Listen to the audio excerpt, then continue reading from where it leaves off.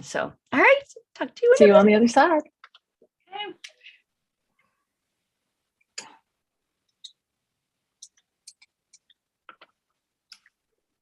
All right, we are live. Hello, everyone. It is I, Rebecca Mars, and today I have Sandra Possing. So you'll see Sandra here. Hello. And this is the 31st ASC Accountability Success Circle webinar. So we do these things once a month on the monthly theme. It is the month of March of 2022. And our theme this month is manifestation. And we happen to be live on St. Patrick's Day. So sometimes that's affiliated with luck. And so I thought in picking the theme of the month and the holiday of the month, and although we're not going to talk about St. Patrick's Day, I don't think, just having that energy of like, ooh, well, what is luck and what is manifestation? And how do we like have luck or karma or whatever is governing our lives? What's that all about? The word manifestation has been definitely more present in the last few years. So I'm hoping that by bringing on this expert, Sandra and I go back. April also knows Sandra. We're connected in these circles way back. And so it's just such a treat to have her here because I have learned so much from Sandra through the years on manifestation. So welcome again, Sandra. We've got April and Gary in the corners in the back here. So they're poking around. And those of you on YouTube, if you're tuning in live, we've got the chat going and we're keeping our eyes on it. So if you have comments and questions, please chime in. And if you're on replay, of course, chime in as well, and we'll catch them when we can. So I'd first like to just share a couple sentences here about Sandra, and then we'll dive in. So Sandra is a life coach, speaker, and lifestyle entrepreneur.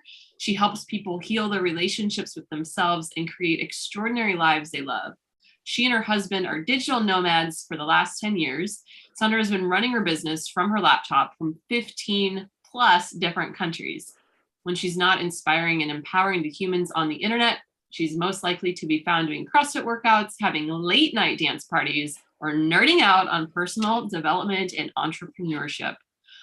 Oh boy, I'm so excited, even more excited in reading that. Welcome, Sandra. Hello, thanks for being here. It's fun just listening to that bio. I'm kind of like, that definitely captures my particular brand of weird. It is accurate. It's very accurate. Yeah. I'm so happy to be here. Thank you, Rebecca, for co-hosting this with me, and April and Gary, and for just taking good care of me. And I'm very curious to see what unfolds. Yes, me too. So yay, the crowd's all here. So let's dive right into this whole thing of manifestation. And I was on a plane last summer, and someone, not to judge books by their covers, but this dude ended up moving seats for us to sit. And he said, I manifested that. And I did not expect this guy to use the word manifest. And that was kind of one of the first like little moments where I realized, okay, the world is changing. People know what manifestation is. Yoga meditation is everywhere. This like woo-woo stuff has made it. However, I also think that there's a lot of not misunderstanding, people just not really understanding the word. They hear it, manifest. So could we start with just like, what is manifesting?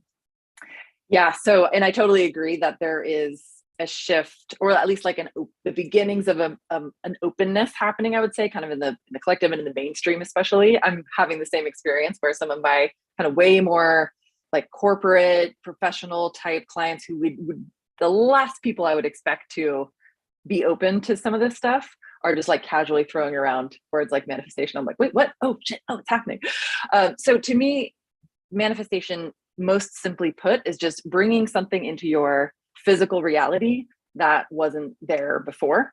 And I think there can be some misconceptions where like manifestation is this super woo-woo thing, and you have to like chant to your crystals, and you have to be really into astrology, and you have to do all this stuff in order to make it happen.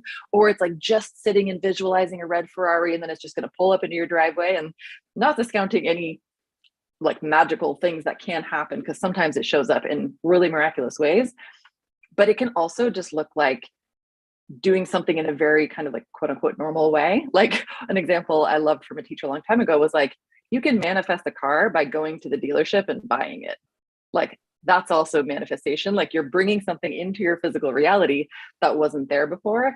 It's just, I think oftentimes when we're referring to the process of manifestation, we're alluding to how it feels a little bit magical, because oftentimes it shows up in ways that's a little bit unexpected, or like it's like a pleasant surprise. But ultimately, it's just bringing something into your reality that wasn't there before.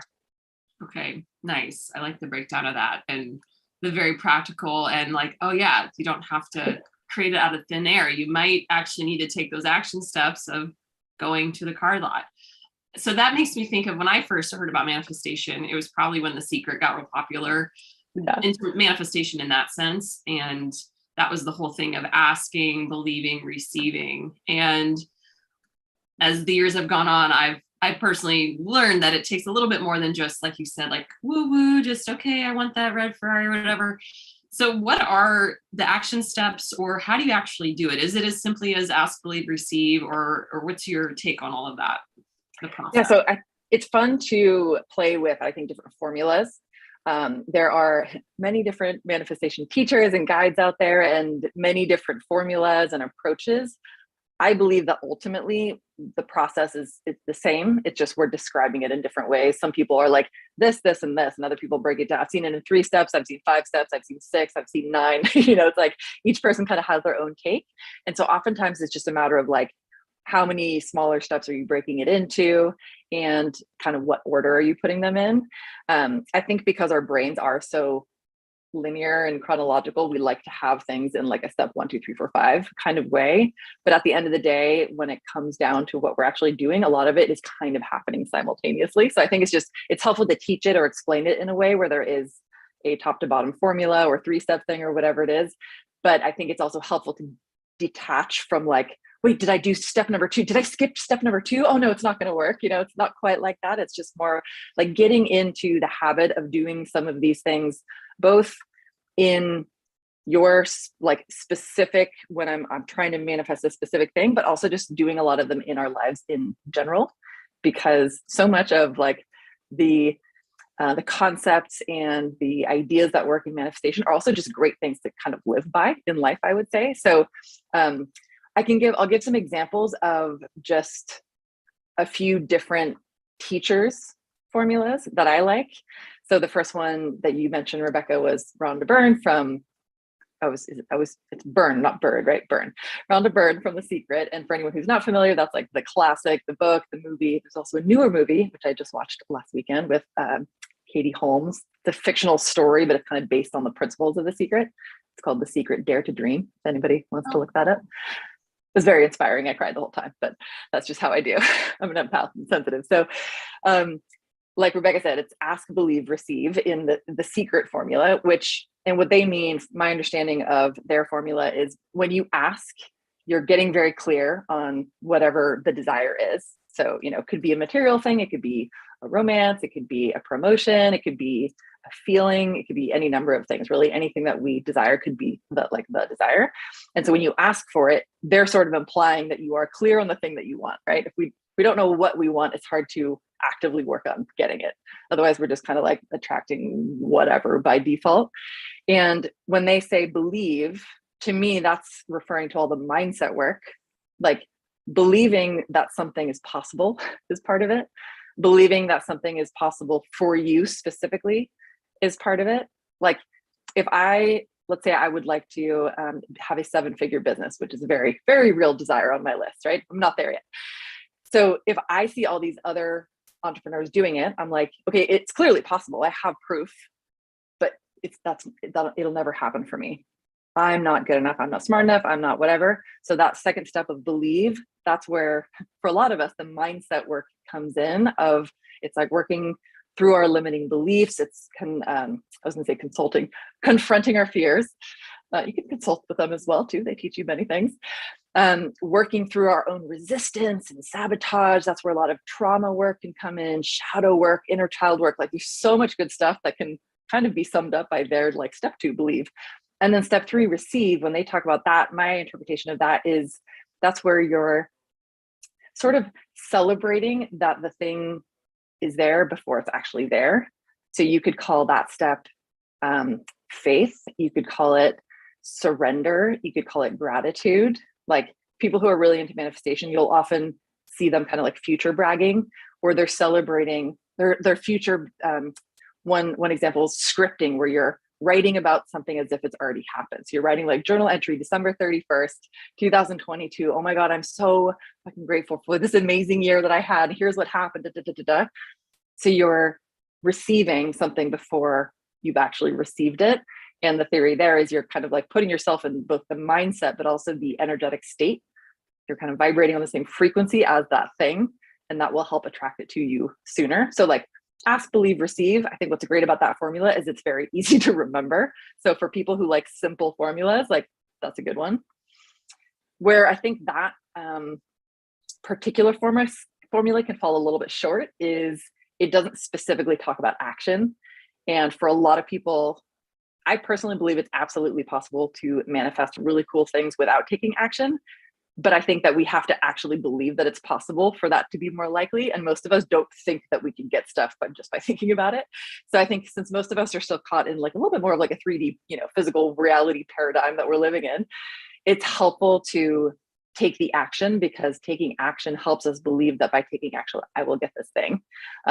It also speeds up manifestation, I would say, rather than just sitting there and like meditating so hard on the thing, or you could just go do the things that are going to actually get you there, and then the meditation helps and the mindset helps. So it's like, you take maybe another formula. I'm trying to remember, and Becca, you might know hers also. Denise Duffield Thomas is also a great manifestation teacher. She wrote a book called Lucky Bitch, and she wrote a book called Get Rich, Lucky Bitch, both great. Her style of teaching is really fun. She's like so bubbly and everything is just light and playful. So if you need like an infusion of just lightness and fun in learning this stuff, she's a great person to go to. Her voice is like very sing-songy, so if you can handle that, then great. But she teaches, I think it's a 5-step formula. And one of the steps is decluttering, which I find really interesting. I'm like a Marie Kondo decluttering minimalist, bit of a nerd too. So anytime I can like simplify anything, I tend to do that. That works for me because it helps me be less distracted by things that are not in alignment, that are not priorities.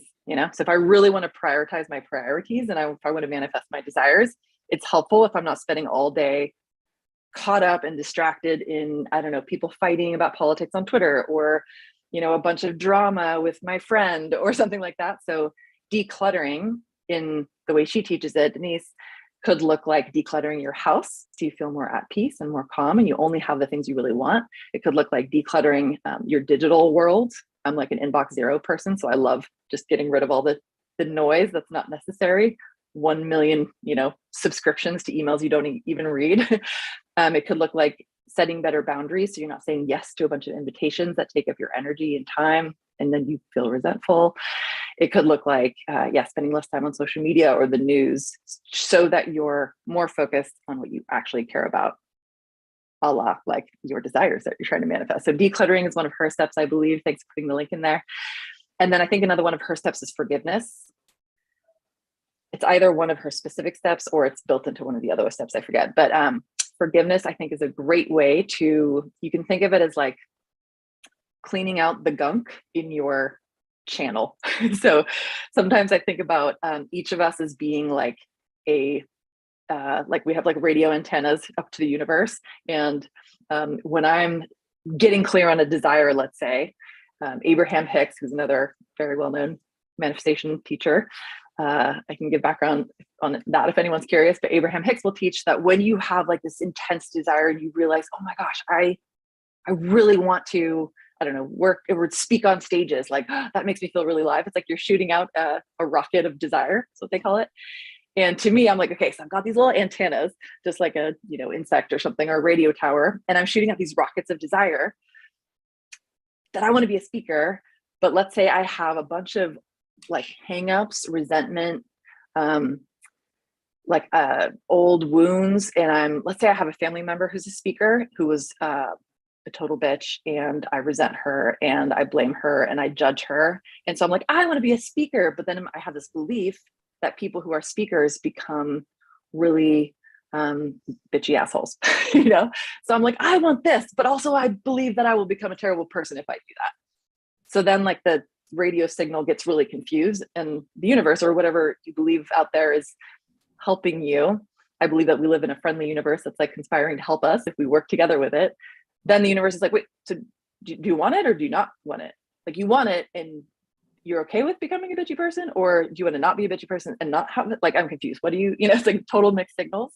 Or you can think of it as like, you just have like a bunch of gunk in I'm picturing like a pipe or a laser beam or something. So I'm like trying to send out the signal, but it's really weak because there's all this interference.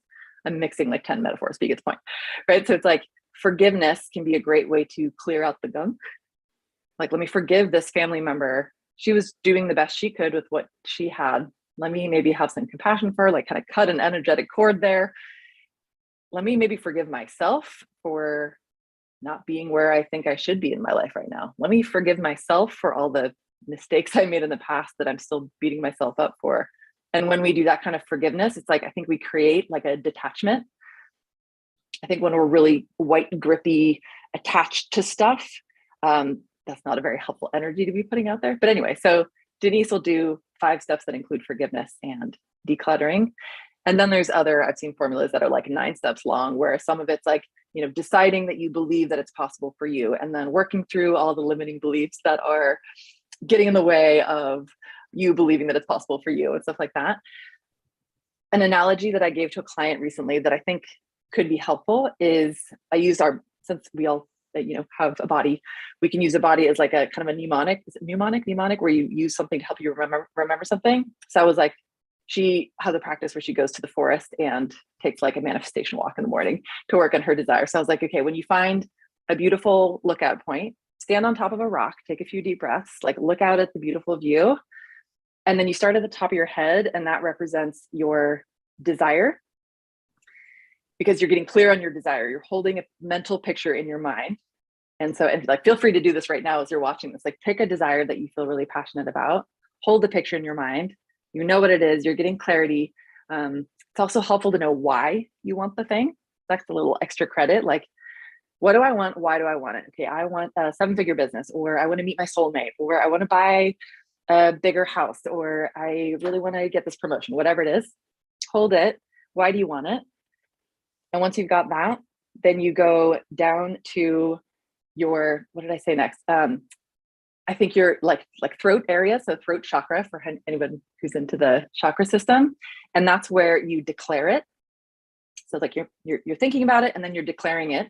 Declaring it could look like, you don't need to like post it on Facebook for the world to see, or share it with your family members who are really skeptical and are just gonna rain on your parade.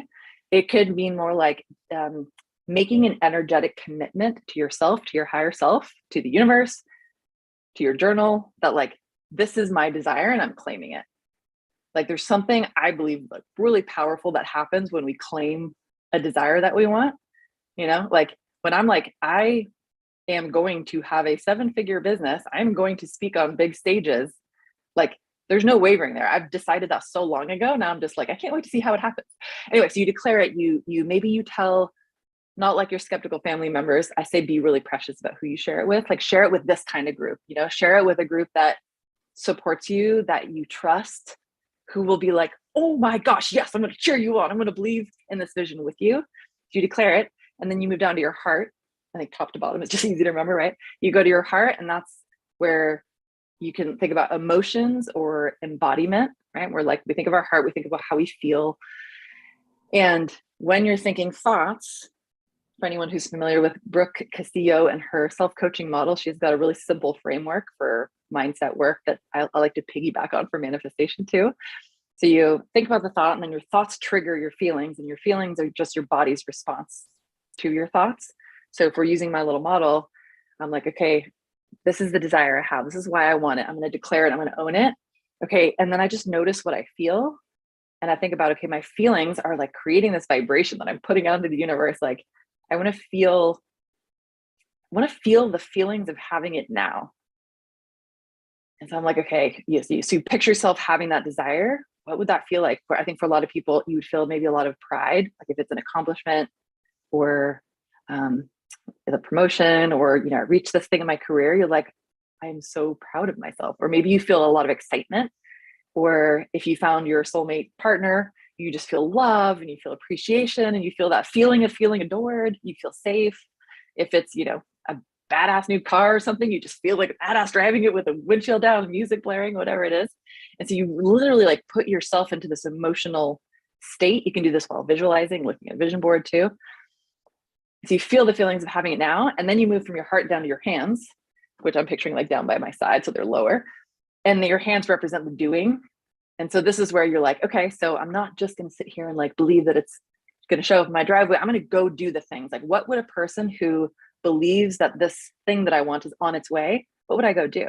I'm like, okay, I want to be 7-figure business. I want to speak on big stages. What can I do to do my part? Like, the universe is going to do magic, and then I'm going to do human person stuff. I was like, I can join a speaker directory. I can submit myself. I can record videos. I can go do this. I can try to write an article. Like, I can take any action that will move the vision forward, whatever it is. And then I go from hands down to feet. And the feet is kind of like in the secret, the receiving place. So that's where I'm like, imagine feeling so grounded. You're standing on the ground, you're feeling so grounded because you just trust that this desire is coming to you. Like, what if I could practice walking around, feeling the feelings, and just like having this unwavering trust that like, of course, this thing that I want is going to happen. And I'm not attached to how it's going to happen or when. I'm just like, just trusting. And so there's this like real calm groundedness, at least that I envision when we do that. So I don't know if that particular formula resonates with anyone, but it's just easier for like, if you're visual like me, I'm like head, throat, heart, hands, feet. Boom, there you go.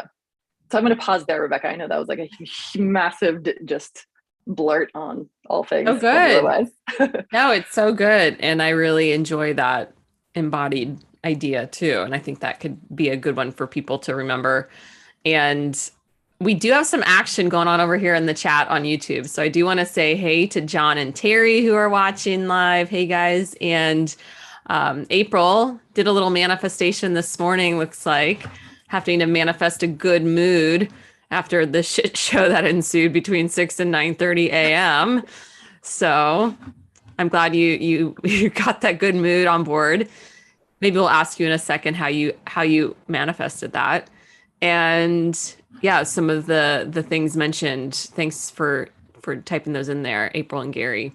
And the future bragging, super fun activity we do at our annual planning retreat.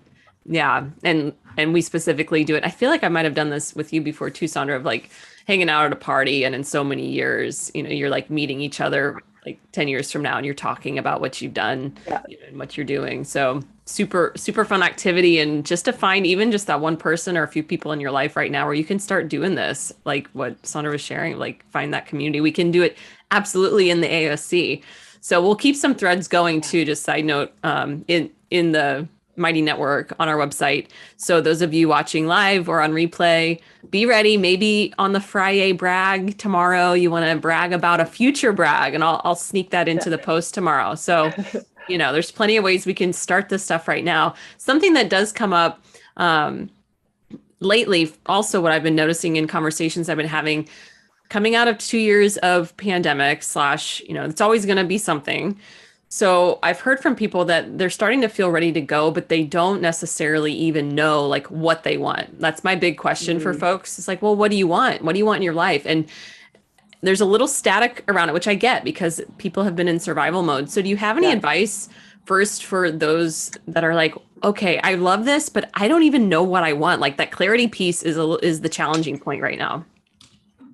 100%. And Rebecca, you know this person, but there was a client of mine in one of my masterminds a while back who she helped me really realize how big of a sticking point this is for people. And obviously won't share her story, but we were talking about honoring our passions and like finding ways to, the more we honor our passions, the more alive we feel and yada, yada.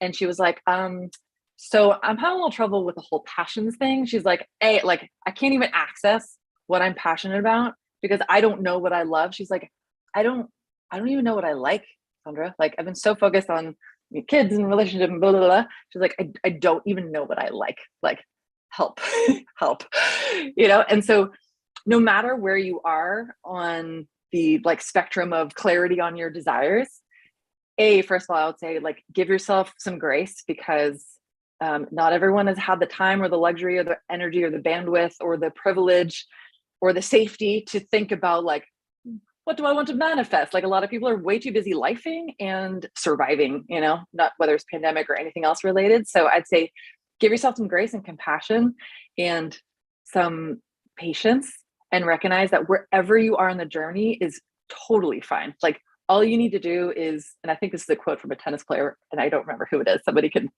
put it down if you think of it, but it's basically start where you are with what you have from where you are, something like that. And probably I'm really good at remembering quotes and then botching them and not knowing who said it. But anyway, so it's like, just start with what you have right now and tweak, get like a little bit closer and a little bit closer and a little bit closer. So if I'm like, I want to manifest stuff, but I don't even know what I want, I would say start with what you know that you don't want.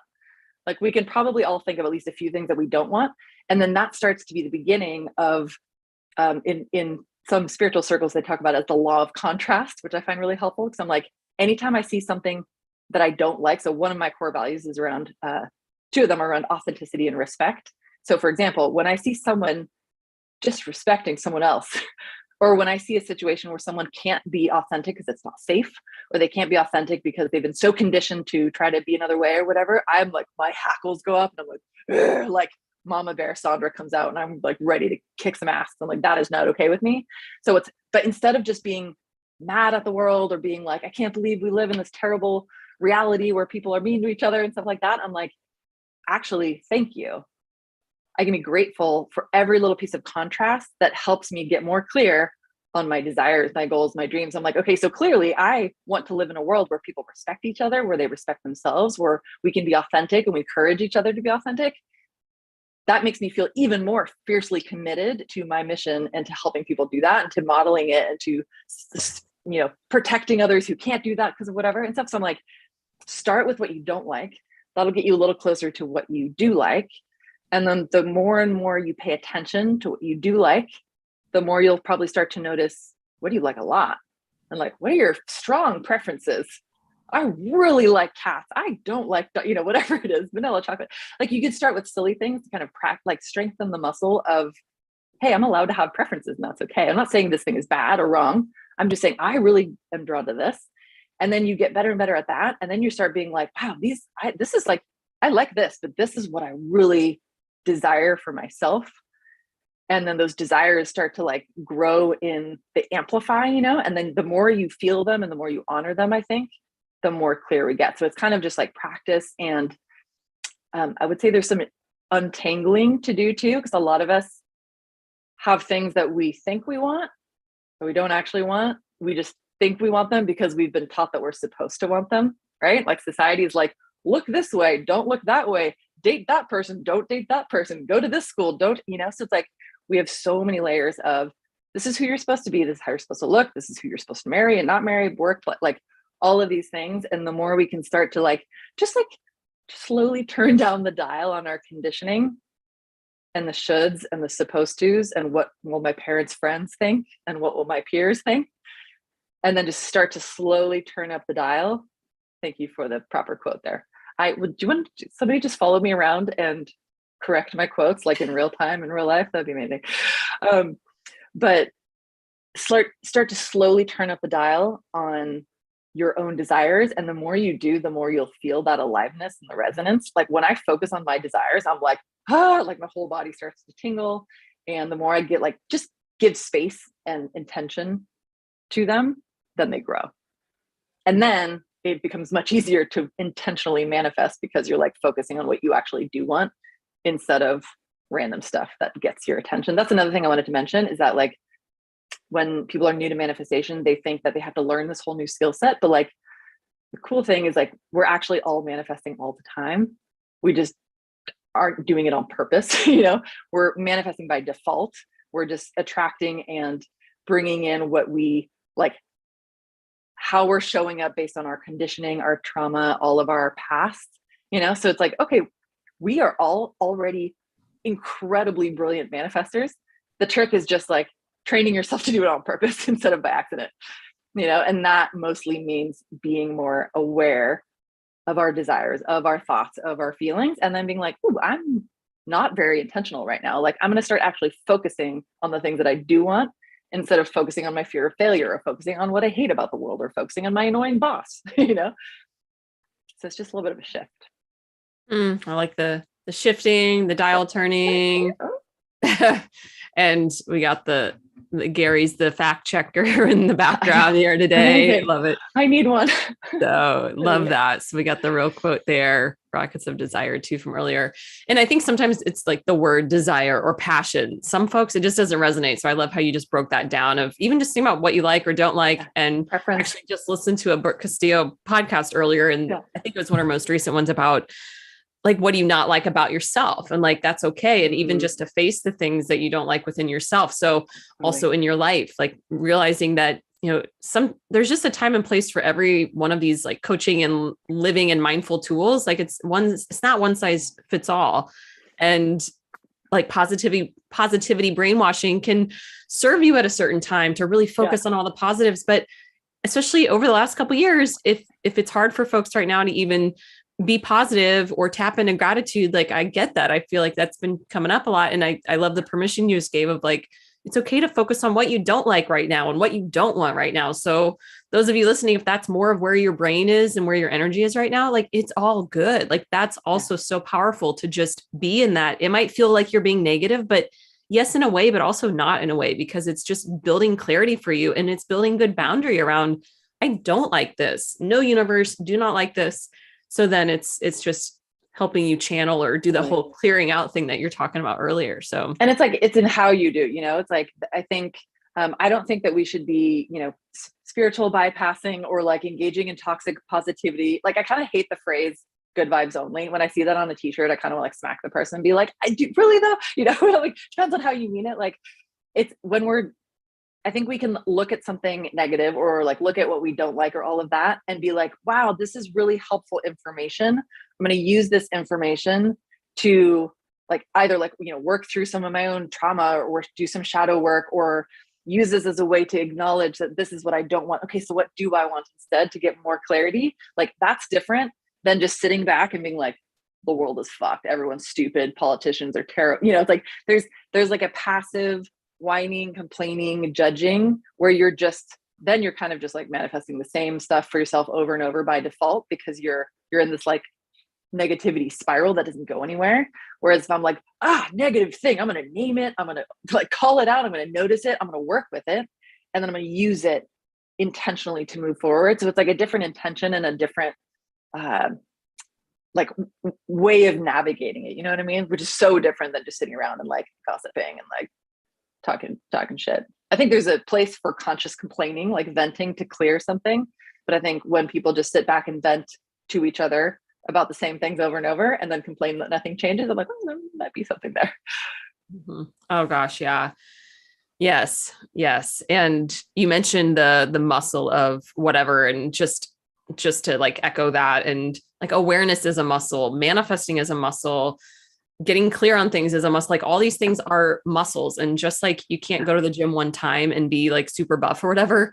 You can't just like do this whole thing one time and expect like your brain to be ready to go and your mind and all of this to be like ready to go. And John Assaraf has inner sizing, like he coined that years ago. And I love that because we talk a lot about exercising, but the inner sizing matters. And so again, just for those of you that are listening and maybe you're at the beginning of this, or even I've known this for years and I'm still finding myself constantly needing to clean up like all those steps you mentioned and really like, oh yeah, I really haven't decluttered lately. And so it's not like I think some people out there make it look real easy because they've been doing it. And I think it can get easy. Just like you can go to the, gym and do your exercises. And then one day it's like second nature, but until you've like put in the time and the effort, like there's still going to be some learning curves and things. So yeah, just start that quote. I'll botch your start quote, where you are, use what you, use what you have, do what you can. that exactly. That. Yes. Yeah. Okay. So I would love to hear from the other two folks here, April and Gary. And so going back to your morning, April, I know part of that was maybe a joke, but what did you do? Like, and especially in hearing like Sandra's breakdown of what manifestation is, how did you manifest a good mood this morning?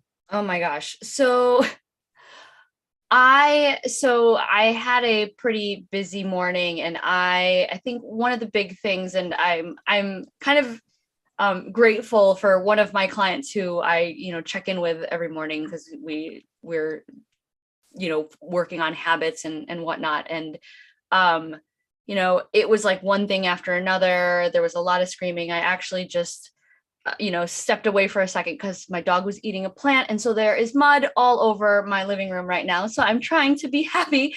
But it was just, this compounding of, event after event after event that was just not going my way. And I actually had a pretty chill morning scheduled, but it kind of went haywire. And so it kind of culminated at 9:30. I had a massage scheduled. So I was like, okay, I just need to get to the massage.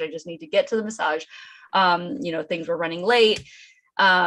And, of course, during that massage, I was like, okay, this is what's going to mellow me out. I think I fell asleep on the table, which was great. And then I woke up and I was like, I am going to treat myself. And all of my ASC peeps know that like, I love bubble tea. So I found an open bubble tea shop and I got a really like large bubble tea and came home and then just was able to take it easy. And I was like, okay, so I put all those things in place. I was able to vent my frustration as it was happening. I, got to the massage. And then afterwards I was like, okay, let me be determined and believe that I can't, continue this bad day. And so, and that's where I am right now. And, it's ironic that now my dog is deciding that he wants to act up again, but I'm also still in that belief stage. Sandra, you were talking a lot about, you have to kind of believe that, you can manifest this. So it's, I'll deal with it later, but I think that sort of was what was coming up for me today. And I was like, okay, I wasn't thinking like, I'm going to manifest this, but I was like, I'm super determined to make sure that the rest of my day goes much better than the first few hours of the morning. So I think I'm there and it'll be fine, but we'll see what kind of mess I have to clean up after this webinar is over. But yeah, that's kind of where I'm at. But so if I can just chime in on that, I think that to highlight the like being messy thing, because I'm a huge fan of being messy and imperfect and allowing like giving ourselves permission to be human. Yeah. And I think for like raise your hand and out yourself if you've struggled with perfectionism or if you have experienced living in a very achievement-based paradigm, right? Like basically every client I've ever worked with has been like, my entire identity and self-worth is attached to achieving a lot. And so and a lot of us are like fixed mindsets. We're just like achieve. And we think that the way we do things has to be like perfect and it has to be organized and it has to be look a certain way and stuff. And I'm like, y'all, we are human. Like we are hot messes most of the time. We just kind of like walk around sometimes pretending that we have our shit together. Most of us don't most of the time, And I'm like, I think it's important that we remind ourselves that we are allowed to be human. We are allowed to be messy.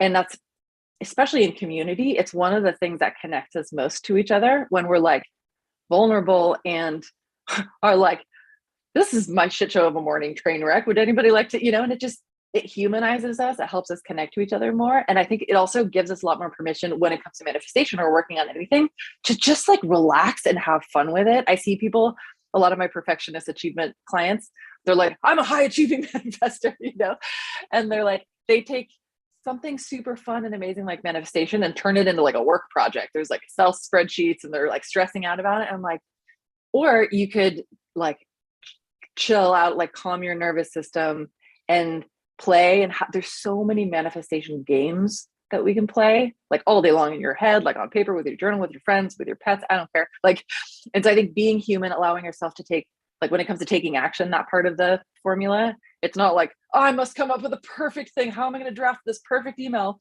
to this, TEDx organization so I get accepted? It's just like taking messy, inspired, imperfect action is so much better than what's the phrase, perfect inaction.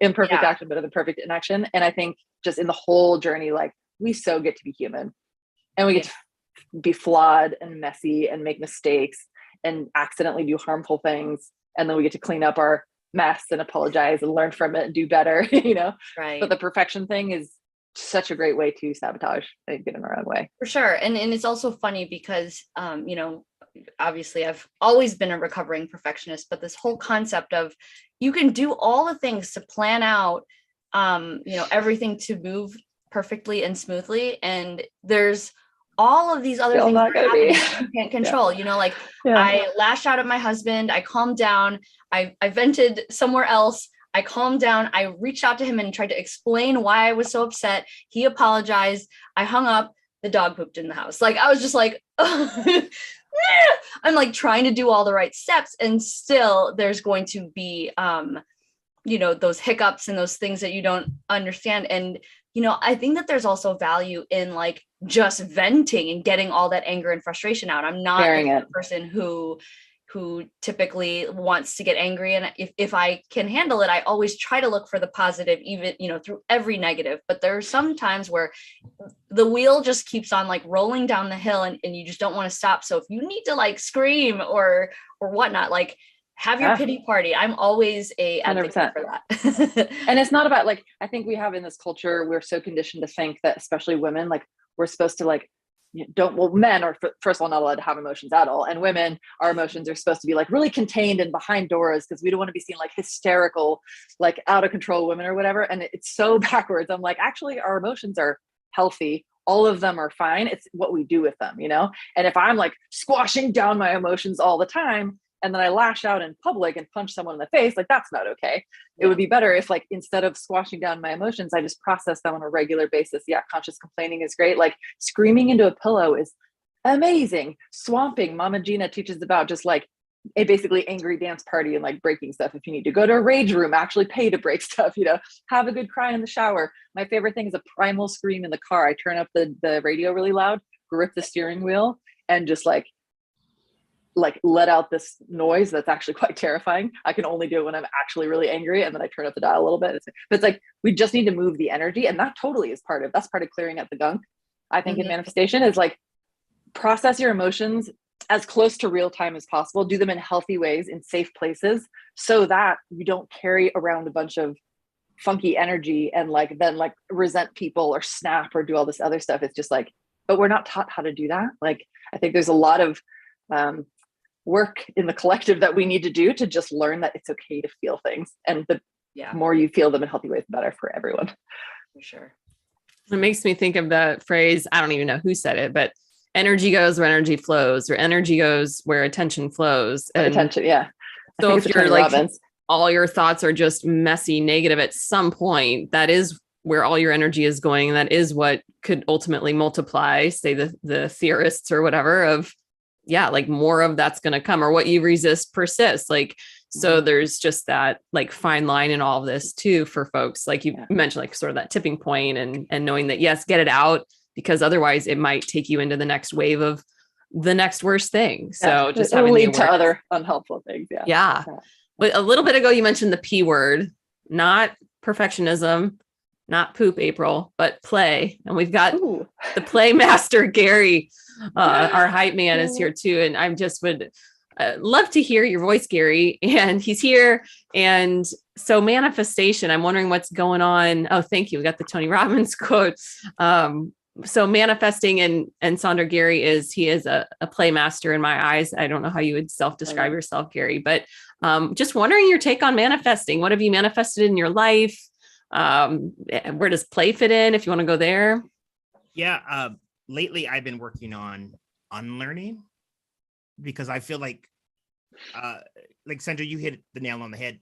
As kids, like kids are very pure and they get it. They do all of those things. Like when they're upset, they let it out, and then they don't contain the emotions, and they say the things that they want. Like they are unapologetically like, this is what I want. And they just put it out there in the universe and stuff like that. And then we've been conditioned to think like, emotions are bad, or we shouldn't really ask what we want. And then we get these conflicting thoughts, and then we're just like, and so bringing the whole play back in there, like, when you're in this sort of childlike, I like to talk about the difference between childlike and childish. Like childish is like the tantrums and the, not sharing and all this other stuff. But childlike is that wonder, curiosity, and all those other things. And if you can tap into that, like, I feel like the thing that you talked about, like with the top down, like, you can become that master manifester, because it is play. Like, so I'm just going to leave it at that. that era of like when I see people around me, I looked at kind of my favorite role models and teachers and the ones where I watch what they create and design and manifest in their life. And a lot of it just shows up like seemingly so magically. And a common theme with all of them that I notice is that attitude. It's like they take, their mission in life seriously, and they take their relationships seriously, but they don't take themselves very seriously, and they don't take life too seriously. It's like there's a playfulness. Some of the, I would say, like most wise sages out there are some of the silliest. Like if you watch the Dalai Lama during interviews and stuff, he looks like a 5-year-old. He's like giggling. I watched them interview him with him, and he like did one of those moves, and then he giggled and he's like, I farted. Right. And I was like, this is like one of the world's wisest teachers, and he's farting on stage and laughing about it. And I'm like, now I'm laughing because like my husband and I laugh a lot, and probably 80% of my laughter is directed at his farts because it's so regular. And I'm sure he would love me saying that to the public, but it's fine. That's my son, like my 5-year-old son. Totally. We have so much to learn from kids, like by watching them and seeing how they operate. That's what we as adults would be like if we just removed all the like weight of the world that we're carrying, and like this desire to, or this like need to prove ourselves and try to fit into all these shoulds and little tiny boxes. Like if we could just relax and like, which also I think works really well for not just manifesting in general, but manifesting abundance specifically. Like the best analogy I've heard in a long time, a mentor coach of mine described it as a cat on your lap. She's like, how cats are like, they love a warm lap to come onto, but if you try to like pick them up and snuggle them on your terms, they're like, oh no, you put me down. It's like they come to you when you're warm and open and safe. And then they want to curl up on your lap and do all that stuff. But if you're like, come here, kitty, they're like, no, when I'm ready, I will come to you.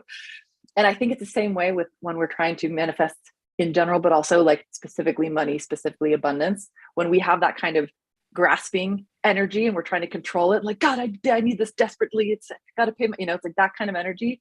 It's as if money is the cat and money's like, like, I'm going to come when you calm down, you come slow your roll a little bit, Whereas when we're like, I fully trust, I'm going to do the things and take the action, but I'm just this warm lap here. And I'm trusting that like my cat taking my money, it's going to come and go as it pleases.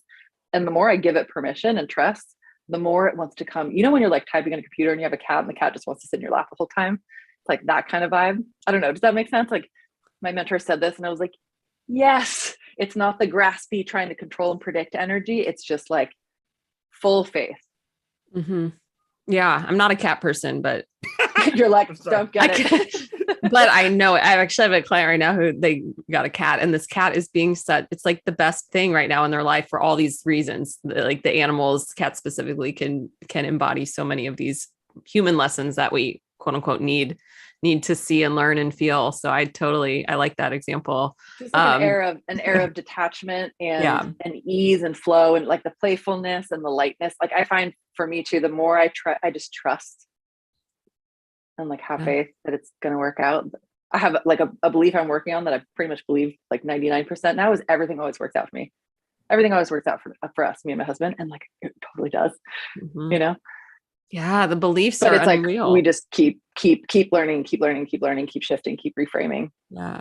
Yeah. Gosh. And there's so many practices and tools to specifically, and a lot of stuff I've learned from you and done with you of just the belief system work and getting more into what's actually going on behind the scenes of the mind, which would be a whole other conversation for another day, but all of that matters in this. So yeah, like cheers to the looking at those belief patterns too. And just to give a little shout out here. John had said, I love this. A good balance between positivity and venting is much more realistic and achievable than one extreme. Yeah. Oh, show. And Terry, the Dalai Lama is the best. I agree. So cute. So jovial. He's so cute. I've never seen that interview with the farting, but I'm going to have to look it up. It's hilarious. Yeah. I just can hear his little laugh right now though. Just totally. Yeah. Yeah. And he is like a little 5-year-old and just to have that perspective. So heartwarming. This is so good. Okay. So we're creeping up on time. So I also want to acknowledge John and Terry, anybody else who's tuned in live. If you have anything you want to proclaim or any questions to ask, please take advantage of this time, or we'll see you in the ASC. If there's any manifestations you're working on, and we've kind of talked on this already, but is there like a real clear or quick answer of, what do you do when those the self-doubt, the saboteurs, like the little things, kind of like in belief systems, but I feel like sometimes there's another kind of wave of that. Or what if you're like so committed to manifesting and then you feel like there's a block that gets in the way? Do you have, I mean, what's your straight up approach to that when you have a block that's coming into the system? Or is it just kind of the trust that this is part of it sort of thing?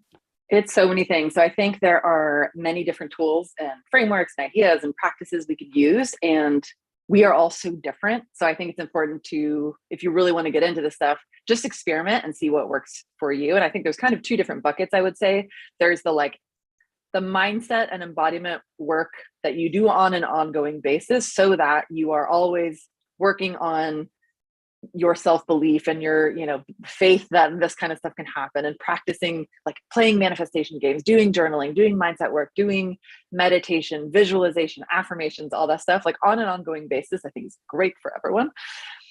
And you're also like, what do I do in the moment? And in the moment, I think there's like quick things we can do to just pattern interrupt and shift our state and things like that. So I'll give you a couple examples. Like, let's say that I'm sitting down and I'm specifically like, I'm going to have a little manifestation ritual. Maybe it's like in my morning ritual, instead of just working on my personal development in general, I really want to work on like my desires for this year or something. So I sit down and maybe I'm journaling out, I'm doing like let's say I'm doing a desires list, or I'm future bragging, or I'm scripting or something like that.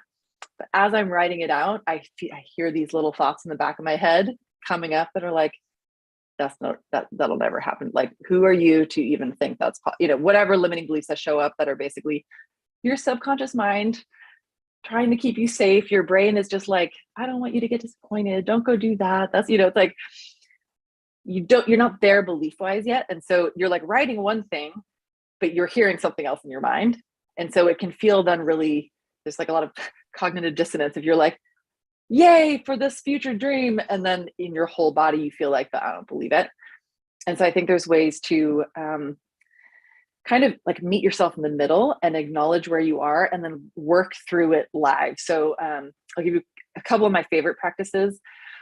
One is a technique called the sandwich technique, which I got from a coach named Julia Wells, but I think she got it from someone else and I don't know who that person is. So I can't give full credit all the way back in the lineage, but Julia Wells is where I learned it. Sandwich technique in your journal.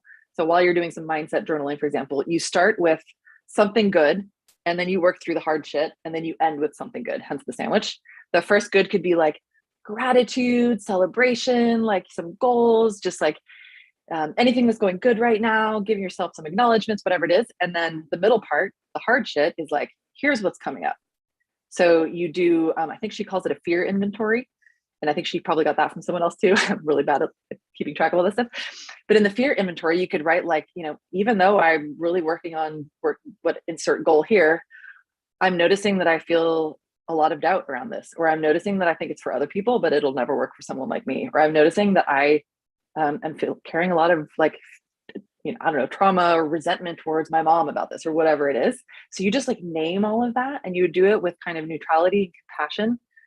And you're just like noticing it and maybe kind of working through it. So you could be writing down what the limiting belief is and then following it up with some kind of like a little truth check-in where you're noticing like, this is actually, now as I'm writing this, I can tell that this is just a fear. It's a limiting belief. It's not the truth. Like, is this ultimately true? Byron Katie has a great set of 4 questions called The Work. I'm not super expert in that, but you can go through things and like ask the question, is this ultimately true? And then you kind of realize most of your limiting beliefs are just total BS. It's just fear. It's just conditioning. It's just trauma, whatever it is. And then the last part of the sandwich, you do something that's really exciting, like future bragging for whatever. And so it gives space for all those things. And you get to actually look at it. Like, it's like if the monster is the scary stuff in the middle, you're actually shining a light on it and like being with it instead of just like pretending it's not there, kind of like the spiritual bypassing thing. You're like, what? No, it's fine. I'm fine. Everything's fine. When really your inner child is like, like freaking out. So something like that, sandwich technique, mindset work and journaling could be great.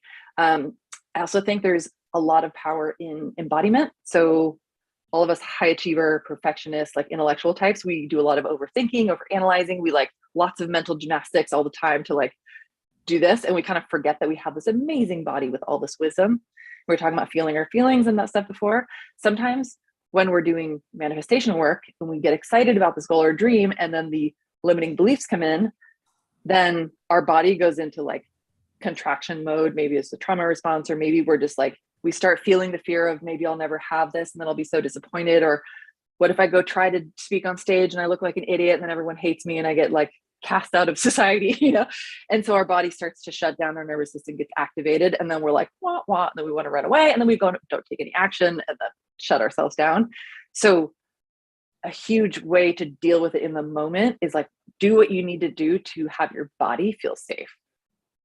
And there's so many different, embodiment practices, breath work. I think something as simple, I call it hand on hearting. Put your hand on your heart and just breathe, maybe close your eyes. And it's a way of just like, I'm connecting to my physical body. I'm connecting to my heart. I'm self-soothing. There's like, there's like studies that showed that just soothing your own arms like that can soothe your nervous system. I'm definitely not a nervous system expert, but there's more and more research and mentors coming out that teach about, trauma work and somatic therapies and things. But breath work, I think, is great. Soothing is great. Breathing is great. Even just one of our friends, Rebecca, Laura, she's a yoga instructor amongst other things. And she would talk about just laying on the ground and letting the ground hold you, where you're like, I am literally being held by the earth right now and I am safe. It could be like mantras or affirmations, like I am safe, I'm loved. So just anything to soothe, to get you to a more grounded, safe place, so that you can then come back to the mindset work and the more aspirational stuff from a more expanded place instead of a contracted place. Those are the first ones that come to mind. Yeah, just like riding the waves of all of life. But yeah, thank you for that. And I'm sure everyone can relate to feeling some sort of doubt or block or whatever, and just letting it be, kind of back to that thing too, of naming the negativity or naming the doubt or naming the little gremlin that's coming in, like shine the light on it. Yeah, you can't just sweep it under the rug and make it go away. Yeah. With my fears now, instead of, because I just like run away from them and ignore them and try to like positive mindset my way out of them. Now I'm like, I like walk up to the monster. I'm like, let's dance, bitch. But like in a playful way. I'm like, I'm going to fight you. I'm going to confront you. I'm going to challenge you and see what you think this is about. And I'm also going to love you. I'm going to like, it's like having a sexy tango dance with your scary monster. You're like, this is fierce. Also, I love you. Fierce tango dancing. Your fears are just trying to protect you. Yeah. And I've heard the things too. I think I heard it from you, but also the like letting it talk in like a little sissy voice or a Mickey Mouse voice, or like letting those inner voices. Yeah. Give them something completely silly and realize how silly it really is. Like in like one of those methods of it's not even true, or like the Byron Katie stuff. All right. So it's coming up on John's time to leave his job in 2 weeks. Oh my gosh. I can't believe it, John. Time to take some time to explore the likes and passions. You're going to work now to develop your core values, mission, vision, etc. And I was just going to say, this is her stuff. I feel pretty confident that once I find that main idea that lights me up, I can practice manifestation, because I already feel like I can do it, even if I don't know for sure what it is. When I remember too, John, when we had our talk, like you're there, like you were manifesting months ago. You're in the home stretch, John. This is the first step to manifesting a badass life for you. So proud of you. And naming that negativity, you can't do it. Gremlin is about 1% now, but it used to be 50 to 75% of my mindset, says John. Thanks for sharing. Yeah, that's huge. Good. That's so good to hear. And it's like the fears and the gremlins and the doubts, they don't necessarily, people often think that like, oh, I just got to conquer my fears and then they'll go away. Like they don't actually go away. We just get better at navigating them. And like, once you get higher and higher levels and bigger achievements, bigger risks, the fears are like, not, what did they say? New level, new devil or whatever. We just get to become total masters at figuring out how to dance with them, how to tango with them, how to shine the light. Oh, no. Now we get to quote Sandra, me to my fears. Let's dance, bitch. Sandra Possing. Yes.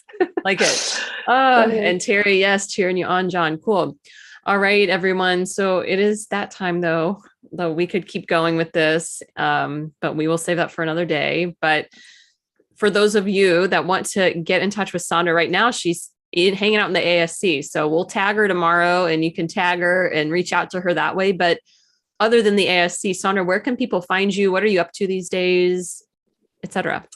So I just typed in the chat at Sandra Possing on all platforms. That's my name. It's my website. It's my handle on all the platforms I'm on. I'm very easy to find. As far as I know, I'm the only one of me. So if you Google me, you'll find all my things.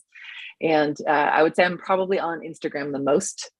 But yeah, you are welcome to reach out in any of the places, because they'll probably track me down. Awesome.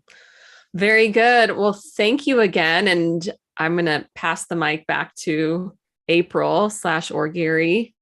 But thank you again, Sandra. It's been so fun to chat with you, and Likewise. we'll see you virtually. Yay. And thanks again, Sandra, for being here. And I just want to remind everybody, for those of you who are seeing this on YouTube, you might be wondering, what the heck is the Accountability Success Circle? Accountabilitysuccesscircle.com is our amazing community of people who are really just looking to accomplish all the things that they want to in life. No goal is too small or too big. And it's all focused around really living the life that you want to live in the most authentic way, in the most fun way. We're not about the hustle and the grind. We are about supporting each other and just having a safe space in a community with a whole bunch of different people from all over the world, different life situations, who are, trying to, get things done right alongside you. So feel free to check us out if you are interested. And those of you who are in the community, you'll be able to interact with any of us, the leadership team, Gary, Rebecca, and myself, and Sandra, who is new to the community. And that was a great thank you for her sharing her wisdom today and on this amazing call. So we will see you next month with a brand new theme and a brand new topic, and we'll see you then. So see you later. Bye. Bye. All right, I ended it on YouTube. We can all